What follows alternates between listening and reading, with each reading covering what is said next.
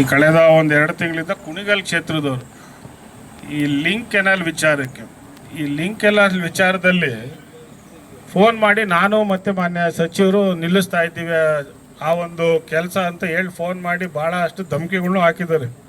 ನೀವು ಯಾಕೆ ನಿಲ್ಲಿಸ್ತೀರಾ, ನಮ್ಮ ತಾಲೂಕಿಗೆ ನೀರು ಬರೋದನ್ನು ನೀವು ಅಡಚಣೆ ಅಪ್ಪ ಮಗ ಯಾಕೆ ಮಾಡ್ತೀರ ಅಂತ ಮಾತನ್ನು ಹೇಳಿದ್ದಾರೆ. ಈಗ ನಾವೇನಾದರೂ ನಿಲ್ಲಿಸಿದ್ದೀವೇನಪ್ಪ, ಟೆಂಡರ್ ಆಗಿದೆ, ಕೆಲಸ ನಡೀತಿದೆ.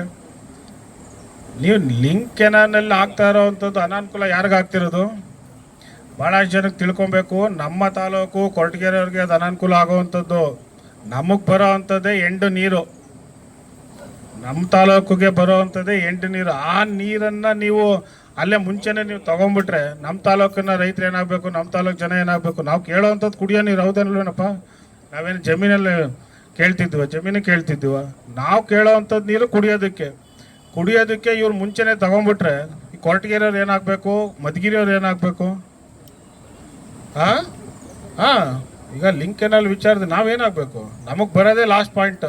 ಅಂಥದ್ರಲ್ಲಿ ಇವ್ರು ಮುಂಚೆನೇ ಇವತ್ತು ನಾವು ಸಚಿವರು ಇದ್ದೀವಿ ಅಂತೇಳಿ, ನಮಗೆ ಬೇಕಾಗಿರೋಂಥ ಸಚಿವರು, ಪ್ರಭಾವಿ ಸಚಿವರು ಇದ್ದೀರಿ ಅಂತೇಳಿ ನೀವು ತೊಗೊಂಬಿಟ್ರೆ ನಮ್ಮ ತಾಲೂಕವ್ರು ಏನಾಗಬೇಕು.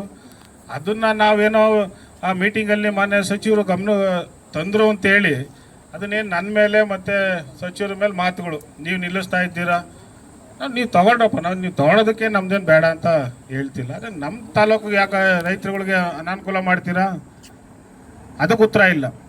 ಸಭೆಗಳು ಸೇರಿಸ್ತಾರೆ, ಸಭೆಯಲ್ಲಿ ಅವ್ರು ತೋರಿಸೋವಂಥದ್ದು ಮಾಹಿತಿ ಯಾರ್ದಪ್ಪ ಅಂತ ಹೇಳಿದ್ರೆ ಕುಣಿಗಲ್ ಕ್ಷೇತ್ರದ್ದು. ಏನು ತುಮಕೂರು ಜಿಲ್ಲೆಯಲ್ಲಿ ಕುಣಿಗಲ್ ಕ್ಷೇತ್ರ ಒಂದೇನ ಇರೋದು, ಬೇರೆ ಕ್ಷೇತ್ರಗಳಿಲ್ವಾ?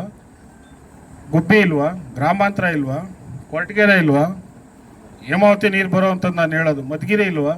ಯಾಕೆ ಇದ್ರ ಬಗ್ಗೆ ಯಾಕೆ ಚರ್ಚೆ ಇಲ್ಲ ಅಲ್ಲಿ? ಏನು ನಿಮ್ಮ ಕಣ್ಣು ಕಾಣೋದು ಒಂದೇ ಕುಣಿಗಲ್ ಒಂದೇನಾ?